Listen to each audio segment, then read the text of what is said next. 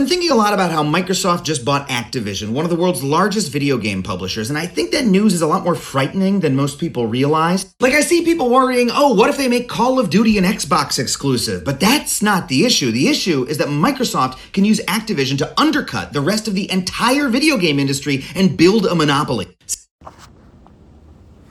Alright, so I need to break down this unbelievably stupid video made by another Twitter expert named Adam Conover, and he's talking about it starts with this nonsense about how the word monopoly.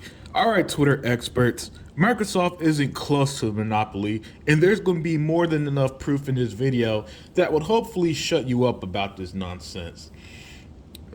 First of all, as Satya Nadella, the CEO of Microsoft, said, even after the Activision purchase, they'll be, I guess, the third largest publisher. I know for a fact that they'll only own 10% of the gaming market. That's not even close to a publisher.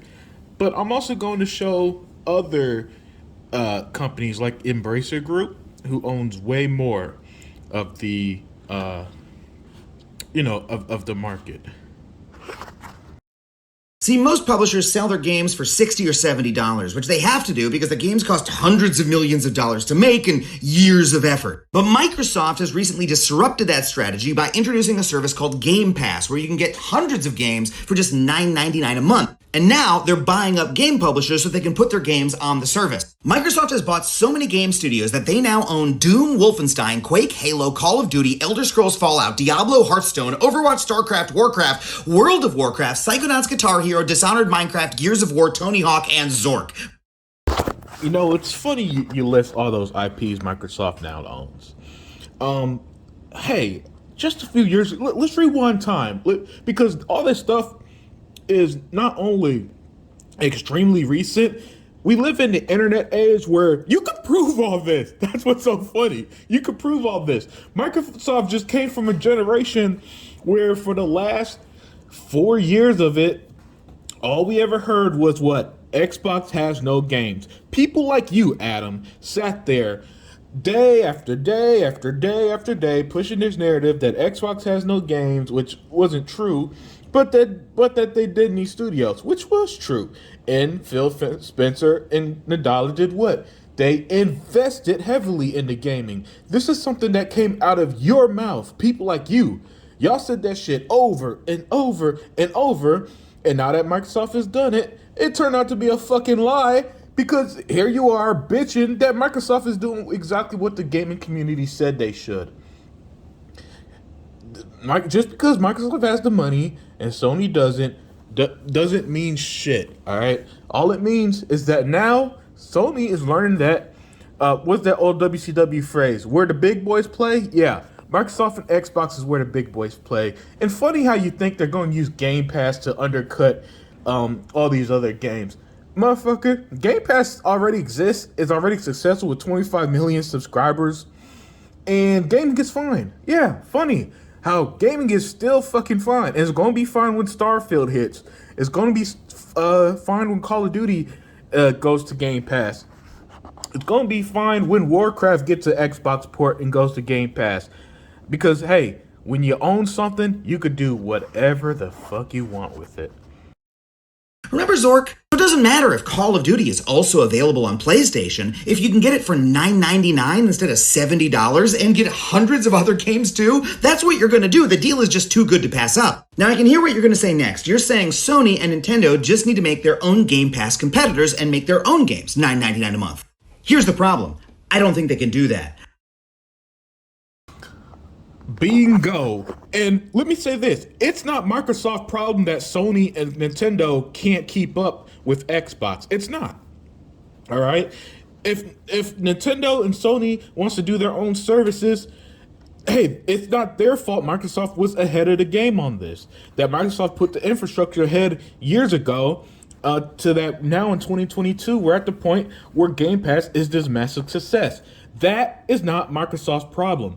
And the fact that you and so many others are trying to spin this as Microsoft is the bad guy because they're because they're using their technology they own. They're buying studios that y'all said they didn't have games that they own, and they're going to leverage it the best way possible. Okay, that's what every business is doing.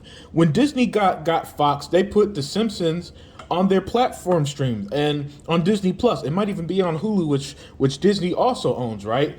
They didn't allow it to go to Netflix or HBO Max. No, they owned it so they could use the content.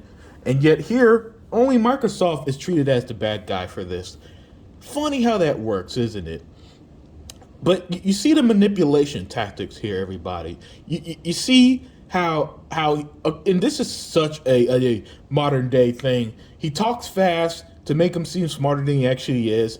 He's not really saying anything substantial, and he's pushing this fear that Microsoft is going to destroy gaming when they only own 10% of the fucking market after the Activision deal goes through. Monopoly my ass. I think Microsoft is taking a massive loss on Game Pass, and they're able to do that because they are literally 10 times bigger than Sony and Nintendo combined.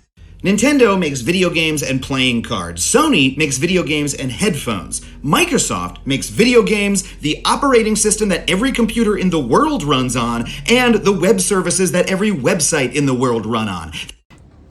And I reiterate my last point. Just because Sony and Nintendo can't keep up with Microsoft is not Microsoft's problem. It's up to Sony and their business to find a way to make money. If they want to compete with Microsoft in game space, they got to find a way to compete.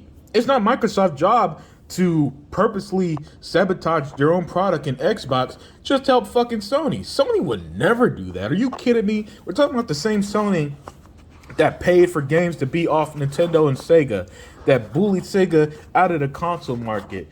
You really think for 1 second Sony is some good guy underdog story here in this case? No. They were a Japanese company who was on top of the world in the 80s, had a lot of money in the 90s, and now in the 2000s, they learned as tech companies just exploded, like Microsoft just exploded, even though Microsoft has always been bigger than Sony, if you will, they now are at a position where there's nothing they could do. And you got to accept this, Adam. They are one of the biggest companies in the world, and that means that they can use their massive cash reserves to subsidize their video game service forever. It's the Amazon strategy. They can take a loss on every single video game they sell through Game Pass forever until they have wiped out the competition, and Sony and Nintendo cannot do shit about it. Oh my god.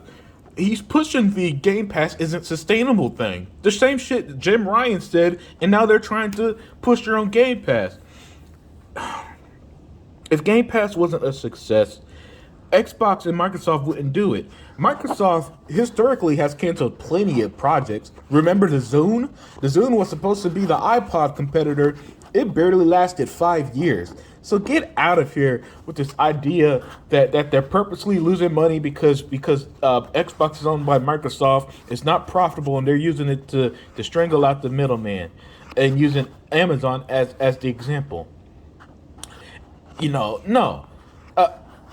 My dude, Adam, we live in a technology age. Use fucking Google. Use Bing. Use fucking Ask Jeeves, for Christ's sake. The info is out there at your fingertips to know that Game Pass isn't a fucking failure. Holy moly. This is some conspiracy theory shit right here. Actually, I should say I think Nintendo will be fine, because Nintendo has Mario and Zelda, and everyone loves Mario and Zelda. But I think Sony is fucked. Like, Sony can't afford to make the new God of War or Horizon Zero Dawn game just $10. They need those games to be $70 for them to make a profit that year. Again, whose problem is it that Sony needs to sell their games at full price to make a profit? Why is this Microsoft's fault? Please, Adam, explain to me. Why is it Microsoft's fault that Sony needs their games to be $70 to make a profit? Gaming, yes, gaming development is expensive, extremely expensive. If you guys remember from the 7th gen, the Xbox 360 era, unfortunately we lost so many publishers and developers because the jump to HD was just too expensive. In the 4K 60 era, unfortunately, it's the same way. Studios like Ninja Theory wouldn't exist if Microsoft didn't purchase them and add them to the Xbox Game Studios family, right? So that's why I always sympathize with devs so much, because I understand lazy devs is not really a thing for most of these games. It's just not. Even games that are buggy and piss us off, it's not because they're not working hard at it. It's because the game development is more complex than ever. With that said, just because Microsoft found a way to make money, which is by, all right, and they're not focusing so much on sales as engagement. And so why is engagement so important? Because it allows people to say spend their money in their ecosystem. So, hey, you're subscribed to Game Pass. Hey, I want to buy this game from Game Pass. It's 20% off. Oh, cool. Sounds like a good deal. I just spent more money. All right, I'm buy this DLC in Halo. Cool. Paid money for these cosmetics. Even more money. I bought the Ultimate Edition of Forza. I get to play it early. Sweet. I just paid $100 or however much for the Ultimate Edition of Forza. Boom, more money. So yes, all Microsoft did was found other ways of making money than just the traditional way, because that's how it always works. All right, there is a time when buying CDs was the best way to get music. Now everybody listens to them off YouTube, Spotify, and Apple Music and all that. That's just the natural progression of it all, Adam. And it's not Microsoft's fault that Sony can't compete. Whereas Microsoft is able to lose money indefinitely, so indefinitely that they can sell the damn console and Game Pass for just $25 a month. Now that's an amazing deal, but it's one of those deals that we might later say, ooh, that deal was a little bit too good to be true, because it could mean that Microsoft wipes out all the competition in the video game space and then is able to jack the prices up on us. Adam, Phil Spencer is not John D. Rockefeller. He's not pushing small businesses out and then jacking the price on people. Hell, Microsoft isn't even the biggest seller of consoles or games or nothing like that. Well, they are in their services like Xbox Live and Game Pass, but not in the physical manufacturing of consoles. Nintendo, for example, reported that they had over 100 million Switches sold. So let's stop this conspiracy theory that Microsoft is trying to secretly monopolize the gaming industry. Mind you, Microsoft in the 90s already dealt with their own monopoly and antitrust bullshit. Well, it wasn't bullshit. They did have a lock on the market in the 90s that the government felt like no other internet platform could compete. And as a result, you see now, like Google Chrome, I believe, is the most popular browser instead of Internet Explorer now, decades later after all that. So Microsoft is not going to try to push anybody out of gaming. Phil Spencer has said this a million fucking times too. Hell, he even said that he trusts the likes of Nintendo and Sony in gaming. So again, this is fear-mongering nonsense. And also make games that are a lot worse. And let's not forget that all this consolidation naturally is going to lead to layoffs and worse conditions for workers. Microsoft isn't trying to be the Netflix of games, they're trying to be the Amazon of games. Holy shit. What? They're trying to be the... They've always said that Game Pass is the Netflix of games. They're trying to be the Amazon of games. They're trying to cut in place.